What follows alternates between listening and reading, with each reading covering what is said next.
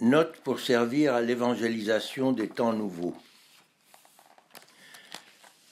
Écrite à l'Épiphanie 1919 à Strasbourg, où le père Teilhard était en faction après la guerre de 14-18 qu'il avait faite en tant que brancardier, et pendant laquelle il avait écrit un certain nombre de textes publiés tous dans les écrits du temps de la guerre. Cette note figure à la page 399 et suivante. Les grands convertisseurs ou pervertisseurs d'hommes ont toujours été ceux en qui brûlait le plus intensément l'âme de leur temps. Avertissement. Pour agir efficacement sur un courant de vie, quel qu'il soit, il faut appartenir soi-même à ce courant-là. Seul un ouvrier peut être entendu des ouvriers. Seul un géologue ou un soldat peut parler à des géologues ou à des soldats. Seul un homme peut se faire écouter par les hommes. Il existe de nos jours, je vais le montrer, un mouvement religieux naturel très puissant. Chrétiens, prêtres, songeons-nous que pour l'influencer, le surnaturaliser, ce en quoi consiste proprement la conversion de la terre, il faut absolument que nous participions, non verbo tantum sed re, à son élan, à ses inquiétudes, à ses espérances. Tant que nous paraîtrons vouloir imposer du dehors aux modernes une divinité toute faite, fussions-nous noyés dans la foule, nous prêcherons irrémédiablement dans le désert. Il n'y a qu'un seul moyen de faire régner Dieu sur les hommes de notre temps, c'est de passer par leur idéal. C'est de chercher avec eux le Dieu que nous possédons déjà, mais qui est encore parmi nous, comme si nous ne le connaissions pas. Quel est le Dieu que cherchent nos contemporains? Et comment pouvons-nous arriver à le trouver avec eux en Jésus? Voilà ce que je veux dire ici, parce que je l'ai senti.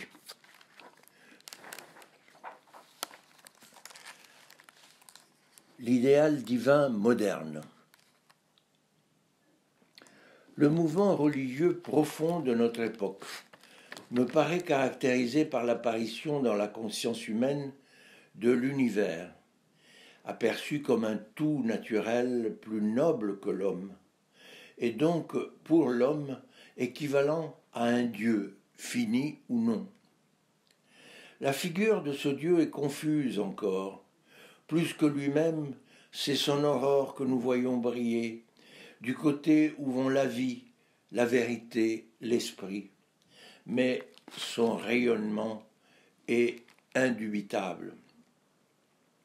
Succédant à une illusion géo-anthropo européo-centrique, certaine, une perspective plus juste des choses nous montre aujourd'hui notre être perdu dans un tel réservoir de puissance et de mystère, notre individualité soumise à tant de liaisons et de prolongements, notre civilisation environnée de tant d'autres cycles de pensée que le sentiment d'une domination écrasante du monde sur nos personnes envahit quiconque à part à la vision de son temps.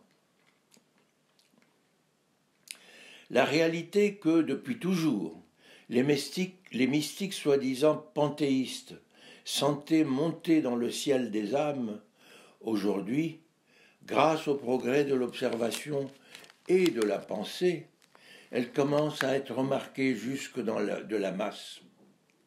Et alors, sans savoir encore donner un nom précis au grand être qui encore, pour lui et par lui au sein du monde, l'homme moderne sait déjà qu'il n'adorera une divinité que si celle-ci possède certains attributs auxquels il la reconnaîtra.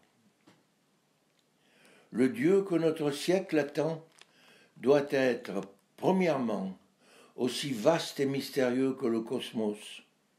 Deuxièmement, aussi immédiat et enveloppant que la vie. Et troisièmement, aussi lié en quelque façon à notre effort que l'humanité. Un Dieu qui rendrait le monde plus clair, ou plus petit, ou moins intéressant que notre cœur et notre raison le découvrent.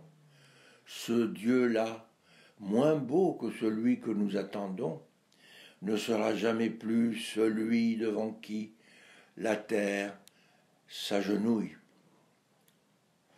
Ne nous y trompons pas. L'idéal chrétien tel qu'on l'expose d'ordinaire a cessé d'être, comme nous nous en flattons toujours un peu béatement, l'idéal commun de l'humanité. S'ils veulent être sincères, des hommes de plus en plus nombreux devront avouer aux prédicateurs que le christianisme leur paraît invinciblement inhumain et inférieur, tant dans ses promesses de félicité individuelle que dans ses maximes de renoncement. Votre évangile, disent-ils déjà, aboutit à faire des âmes intéressées à leurs avantages égoïstes, désintéressées du travail commun. Il n'est donc pas intéressant pour nous. Nous concevons mieux que lui. Il y a donc plus vrai.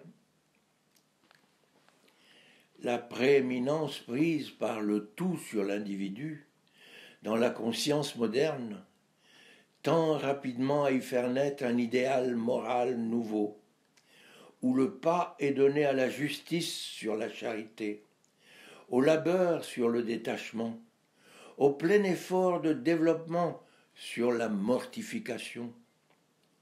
Chrétiens et humains tentent à ne plus coïncider. Voilà le grand schisme qui menace l'Église. Qu'on ne vienne pas dire que ce schisme est imaginaire, ou du moins que tous les torts sont chez ceux qui s'en vont. La vie dans son ensemble ne se trompe pas. Or, où est la vie aujourd'hui? Est-elle bien avec nous? Quels sont les livres qui s'enlèvent par mille, sinon ceux où s'esquisse la religion d'un Dieu prochain, progressif, universel, tel que la découvrent des esprits sincères et passionnés, William James, Schuré, Maeterlinck, Bergson, Wells et tant d'autres. Quelle est la voix qu'on écoute à Rome? Nous avons beau en sourire dans notre Olympe, sinon celle qui dit « J'ai la sensation que les temps sont venus où, oubliant les liens locaux, les hommes devraient s'unir dans une grande entreprise qui réunira à tout jamais entre eux les hommes libres pour devenir un seul corps d'esprit libre, comme dit Wilson dans son article du 4 janvier 1919. Et quel est, surtout, l'appel de l'esprit en nous? En ce qui me concerne, je l'affirme devant Dieu, afin que ce témoignage éclaire des frères qui ont confiance dans mes désirs de perfection, mais qui n'éprouvent peut-être pas au même degré que moi l'âme de leur temps.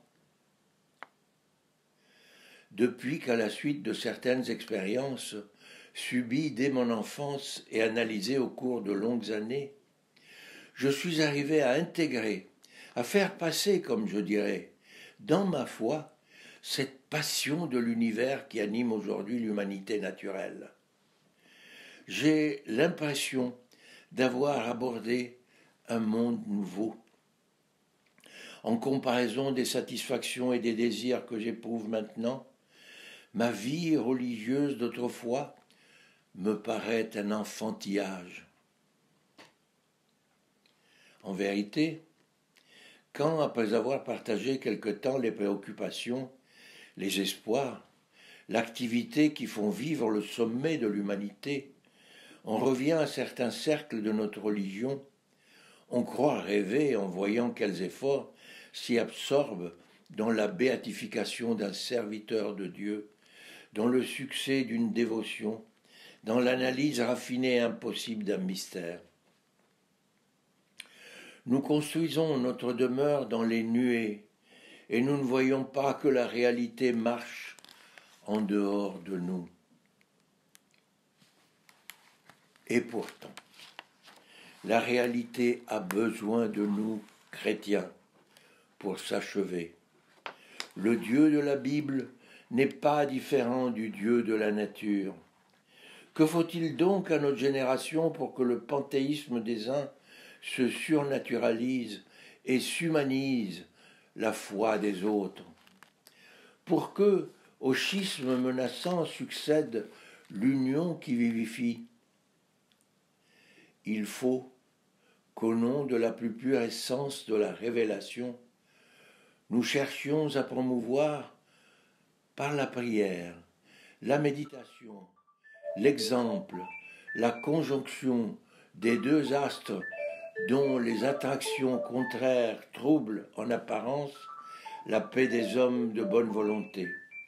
Il faut que nous prêchions et pratiquions ce que j'appellerais l'évangile de l'effort humain.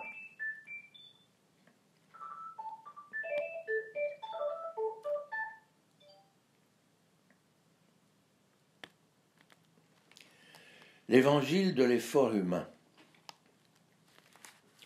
L'apostolat particulier que je propose et qui vise à sanctifier non plus seulement une nation ou une catégorie sociale, mais l'axe même de la poussée humaine vers l'esprit, comprend deux phases distinctes. L'une, naturelle, servant d'introduction à la foi chrétienne. L'autre, surnaturelle, où se dévoilent les prolongements révélés de l'opération terrestre. Pendant une première phase d'initiation, je pense qu'il faudrait développer dans ceux qui croient en Jésus-Christ, aussi bien que dans les incroyants, une plus grande conscience de l'univers ambiant et de notre capacité d'action sur son développement. Cette passion religieuse, mystique, qui couve en nous pour le tout naturel dont nous faisons partie, il convient, si j'en juge par moi-même, de la nourrir, de la systématiser, autant pour vivifier la religion des fidèles que pour amorcer l'adhésion fidéiste des incrédules. Pour ceux qu'absorbe la vision étroite de l'individuel, on peut concevoir un entraînement particulier destiné à les éveiller au sentiment fondamental, à mon sens, et combien élargissant, des réalités suprapersonnelles. Pour les autres, ceux qui ont déjà l'intuition dominante de l'universel, je suis convaincu que nous ne saurions travailler plus utilement au règne de Dieu qu'en les encourageant et les confirmant dans leur vision.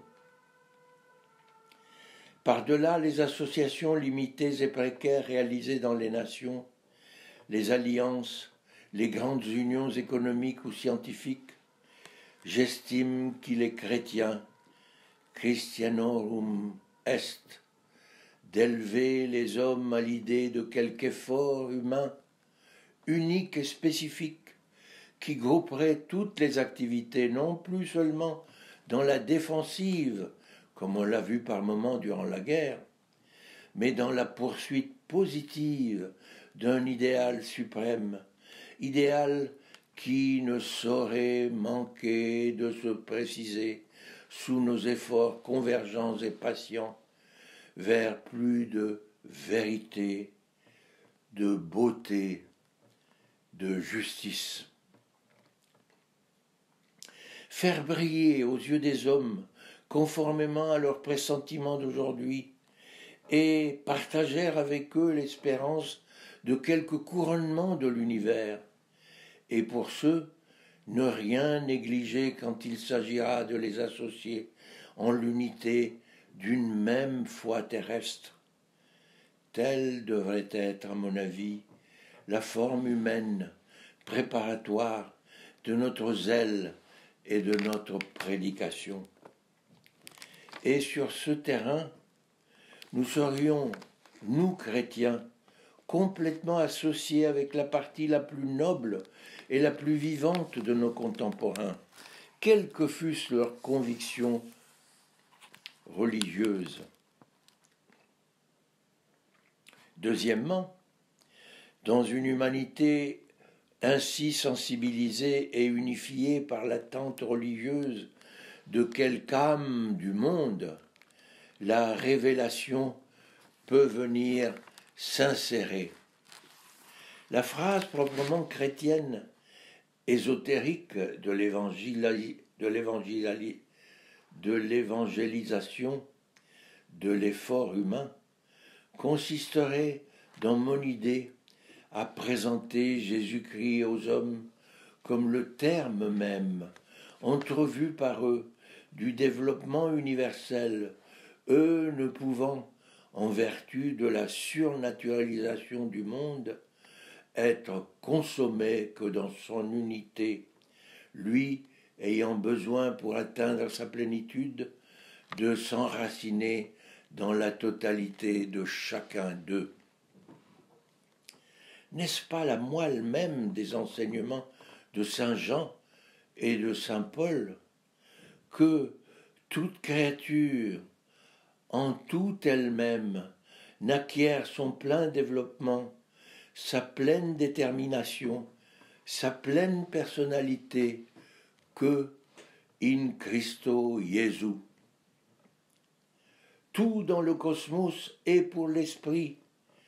Voilà le verset naturel. Tout dans l'esprit est pour le Christ. Voilà le verset surnaturel de l'Évangile dont notre monde actuel a besoin. En cette révélation, il est clair, gît la suprême consécration de l'effort humain, non seulement par une bonne intention, l'homme peut doubler tout ce qu'il fait d'une intention, d'un certain mérite, mais la substance même naturelle de ses œuvres, c'est-à-dire chaque nouveau degré d'achèvement vital qu'il gagne pour lui ou pour l'espèce, apparaît susceptible de s'intégrer dans un terme absolu du monde. Jésus-Christ, chef individuel et forme universelle des élus.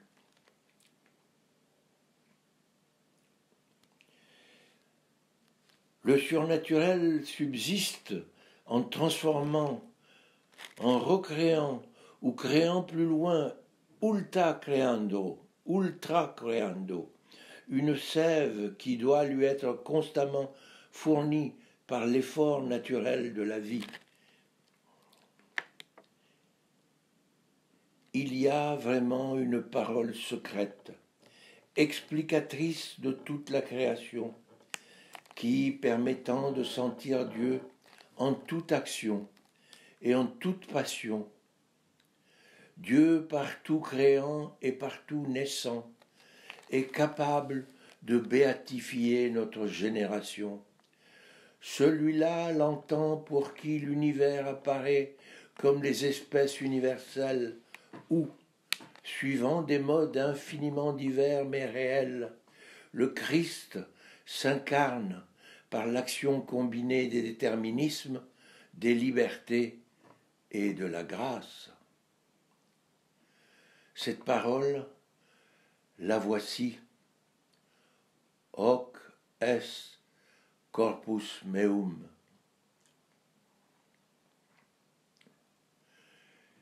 l'universelle consécration, l'universelle communion, c'est-à-dire la convergence possible de tous les efforts créés vers Dieu et leur adoption dans la réalité finale du Christ, voilà ce que nous devons montrer aux hommes de notre époque si nous voulons qu'ils aillent à Dieu et qu'ils y aillent ex toto corde suo avec tout leur cœur.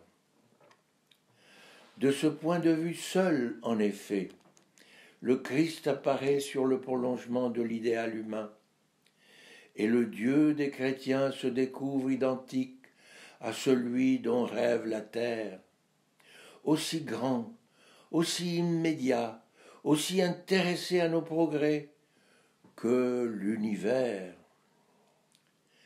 Ce n'est pas assez que la coïncidence des deux idéals naturels est révélée, l'un débordant l'autre, mais sur le même axe que lui, soit montré théoriquement possible.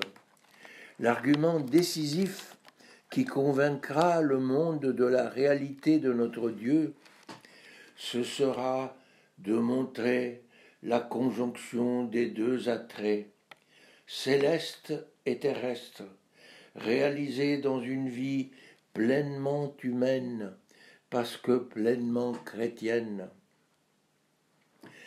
Après avoir médité pour nous et prêché autour de nous l'évangile de l'effort humain, il faudra que nous le pratiquions, c'est-à-dire que nous donnions dans notre conduite l'exemple de ce que peut faire en l'homme la passion du monde, transformée par l'amour de Jésus-Christ. J'estime d'abord que c'est pour un chrétien une vocation sainte, sacerdotale, essentielle à l'Église, de se mêler par passion pour le Christ, pour achever le Christ aux travailleurs de la terre.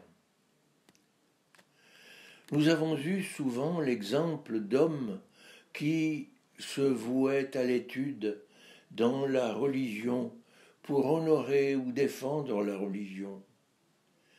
Quand donc verra-t-on se lever les prêtres, les religieux, qui, dépassant ces excessismes, rechercheront, étudieront par religion, religieusement, c'est-à-dire avec la conscience distincte et professée, que la moindre de leurs conquêtes naturelles, parce qu'elle nourrit les âmes, sert, en définitive, à faire croître le corps du Christ? Puissent-ils être bientôt légion ceux qui comprendront qu'un prêtre, en tant que prêtre, peut se livrer à la science ou à la sociologie, et que c'est là au moins autant sa fonction que de se spécialiser dans les rites funèbres? N'est-ce pas une pitié, un désastre que nous ayons laissé les ministres de vie devenir presque uniquement, aux yeux de la masse, ceux qui enterrent? La croyance en la sainteté de l'effort humain que nous aurons prouvé par notre soin à être, au nom de notre christianisme, les premiers à éveiller la terre, il faudra que nous y demeurions fidèles dans le domaine propre des vérités religieuses. On nous a habitués à considérer la révélation comme une splendeur illuminant distinctement toute la structure du monde. Pour ne pas faire sourire les gentils et surtout pour ne pas les décourager d'aller à nous, comme à des naïfs ou à des rapetisseurs de l'univers, il est urgent que nous ramenions à leur juste proportion les dons que Dieu nous a faits dans l'Écriture. La vérité divine n'est pas encore pour nous un soleil, mais seulement une petite étoile allumée au milieu de la nuit. par Jésus-Christ et les prophètes, nous avons appris dans quel sens, vers quel terme se meut le centre ou le noyau de notre petitesse. Sur les prolongements du monde et de notre personne, sur les phases historiques et les conditions physiques de notre retour à Dieu, nous ne savons à peu près rien. Vers un point lumineux, nous nous mouvons dans les ténèbres, et si nous ne défendons pas avec acharnement notre vision, si nous ne la reconquérons pas à chaque instant, la vue même de l'étoile nous échappera. Voilà la très belle réalité. Celui qui veut continuer à voir doit lutter à chaque instant pour la lumière. Le chrétien n'échappe pas à cette loi noble et austère qui lie ensemble l'esprit et la vérité. C'est pourquoi une Église qui, par impossible, ne chercherait pas à chaque instant son Dieu comme si elle pouvait le perdre, j'allais dire comme si elle ne le tenait pas encore, serait une Église morte, aussitôt dissoute au milieu de la pensée humaine. Si nous savions dire ces choses un peu plus clairement aux hommes, s'ils sentaient que nous éprouvons, aussi bien qu'eux, l'angoisse et la richesse du doute, est-ce qu'ils nous haïraient autant comme des tyrans de leur esprit et des étrangers à leur âme?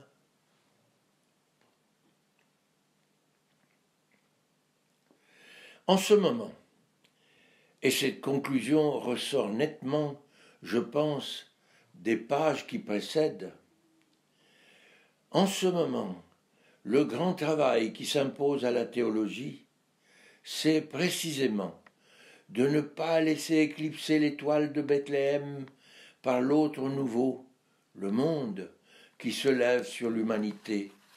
Dans toutes les branches de la science sacrée, il est temps de scruter par l'étude et la prière la région où se touchent Dieu et le cosmos.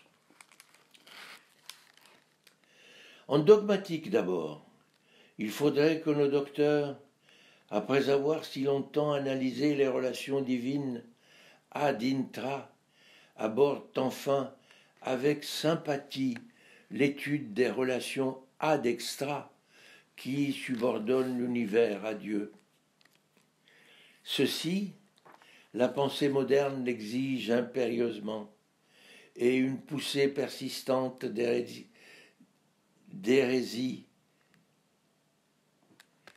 dans cette direction est le signe d'une inquiétude humaine profonde qui veut être satisfaite. Alors que les mythologies païennes sont traversées de suggestions en confuses, mais lumineuses sur l'évolution des âmes, les incarnations divines, l'association du mal et de l'être, on s'étonne autour de nous que la façon chrétienne commune de présenter les origines et les vicissitudes du monde soit aussi artificielle, presque enfantine. Est-ce qu'à force de rendre Dieu personnel et libre, le néant absolu, la création gratuite, la chute accidentelle, nous ne risquons pas de rendre l'univers insupportable et le prix des âmes que nous prônons tant inexplicable? N'y aurait-il rien vraiment à découvrir dans l'Écriture qui puisse nous donner des événements qui nous entraînent et des intérêts que nous portons en nous, une représentation plus haute, plus intéressante, plus conforme que par le passé à la grande idée que nous nous faisons maintenant de l'univers? Tout n'était pas mauvais peut-être dans la gnose. En morale ensuite, Je suppose que le moment est venu où, sans rationaliser le moins du monde les vertus chrétiennes, il convient cependant de chercher quelles harmonies elles présentent avec les directions expérimentales du progrès humain. Quelle est, par exemple, la fonction physique de la charité dans la formation du corps du Christ, ou quel est le rôle de la chasteté dans la spiritualisation de l'âme? L'amour, Eros, est le fond des préoccupations de l'homme. Son salut ou sa perte, l'étoffe peut-être de tous nos grands désirs. N'est-il pas incroyable que depuis tant de siècles que nos auteurs le critiquent ou le refrènent, pas un n'ait repris le travail de Platon et se soit demandé d'où vient la passion et où elle va, qu'est-ce qu'il y a de mauvais ou de caduc en elle, et qu'est-ce qui doit être soigneusement nourri, au contraire, dans sa puissance, pour être transformé en amour de Dieu.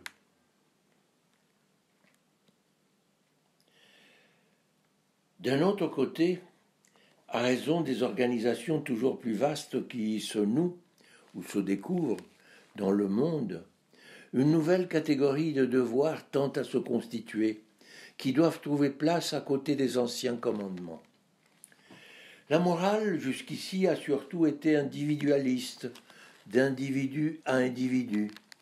Il faudra désormais tenir compte plus explicitement des obligations des hommes vis-à-vis des collectivités et même vis-à-vis de l'univers.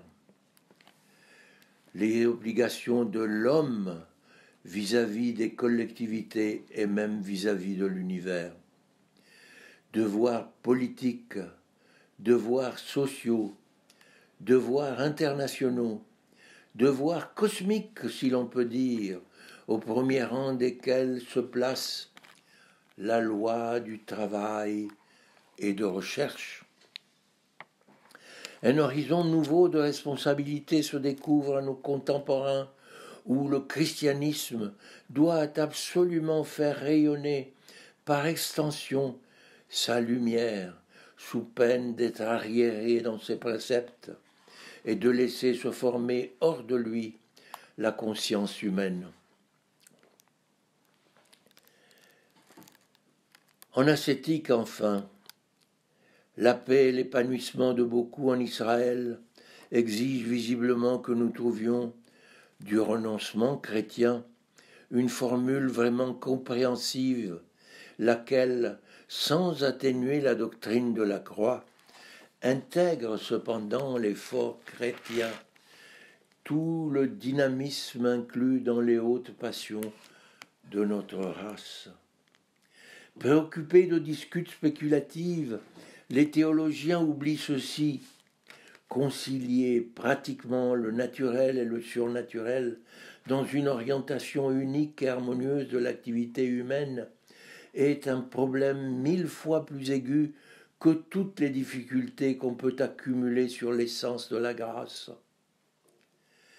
Pour le résoudre, il nous faut montrer que le renoncement, loin d'appauvrir la nature et de dégoûter le chrétien de l'univers, procède essentiellement de l'effort humain, la vraie chasteté et la vraie contemplation étant les formes agrandies, prolongées dans leur sens natif, de l'activité et de l'amour humain.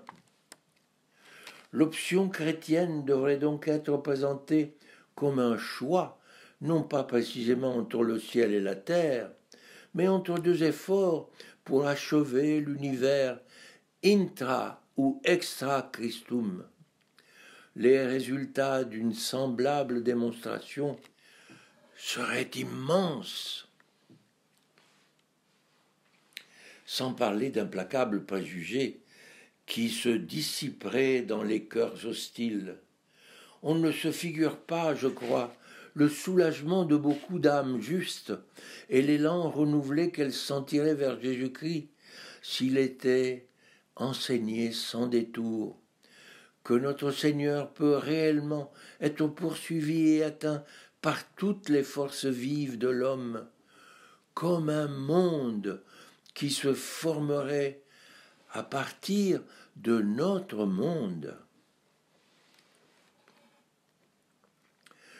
Tout progrès doctrinal qui, sur un point quelconque, contribuera ainsi à raccorder l'image et l'amour du Dieu de la foi avec les aspirations et les croyances naturelles enracinées aujourd'hui dans le cœur humain, représente, j'en ai la conviction, une moisson d'âmes de plus pour le royaume de Dieu. Étendre le royaume, étendre le règne de Dieu sur des peuples nouveaux, c'est bien. Il est mieux encore et plus direct de le faire pénétrer jusqu'au nisus profond en lequel se rejoignent présentement les désirs de l'humanité. Si nous arrivions à implanter en ce point précis l'amour de Jésus-Christ, nous serions stupéfaits en voyant le torrent de peuples qui refluerait spontanément vers Jérusalem. Le monde ne peut être converti et sauvé que par le surnaturel, mais par un surnaturel accordé sur la tendance religieuse naturelle propre à chaque siècle. Il y a, dans les exercices de saint Ignace, un chapitre ad setiendum cum matre ecclesia. Souvenons-nous que l'Église, pour être une vraie mère, doit savoir en retour sentire cum hominibus, sentir avec les hommes. Sur bien des points peut-être, depuis un siècle, et dernièrement encore pendant la guerre, on n'a pas su toujours chez nous comprendre les inquiétudes et les désirs de la terre. Et, faute d'avoir participé au large courant instinctif qui dirigeait la vie naturelle, on s'est trouvé réduit aux faiblesses de la prudence humaine. Parce que j'ai conscience d'éprouver très intensément les aspirations, comme d'autres les pitiés, qui sont dans l'âme de mon temps, je considère comme un devoir de porter devant mes frères, en apostolat, ce témoignage, fruit d'une expérience personnelle certaine et prolongée. Le seul évangile qui puisse entraîner vers Jésus-Christ notre société, le seul en fait auquel je sois sensible, et celui qui montrera Dieu au terme d'un univers plus grand et où il y aura plus pour l'homme à travailler. Si nous voulons, apôtres, atteindre pour Jésus-Christ la tête et le cœur de l'humanité, nous devons, chercheurs de vérité nous-mêmes, porter à ceux qui cherchent l'annonce d'une plus grande œuvre attendue de leur effort tout entier. Si nous voulons, apôtres, atteindre pour Jésus-Christ la tête et le cœur de l'humanité, nous devons, chercheurs de vérité nous-mêmes, porter à ceux qui cherchent l'annonce d'une plus grande œuvre attendue de leur effort tout entier. Porter à ceux qui cherchent l'annonce d'une plus grande œuvre attendue de leur effort tout entier.